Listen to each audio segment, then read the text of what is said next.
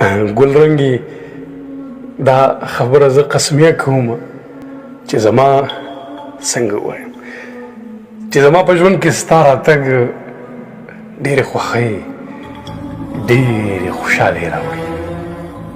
دا تا داسې وکړل چې دا په یو مړ وجود کې ساه واچوله، تا په یو خوشي په یوه صحرا کې یو ګلاب را زرغون کړو. نو زه ډنډر کې یم د بنګو، ته ګلاب لبې خندانې، زه شپونکې تندې وهلې ته چینه په بیابانې، زه د سیند کاڼو وهلې او ته کاڼې د مرجانې، زه د عشق یو زوړ کنډر او ته محل د شاهجهانې، زه یم خاورې د دې ځمکې او ته هوره د اسمانې، زه قلم یم ختمېږم ته زما د ژوند عنوانې.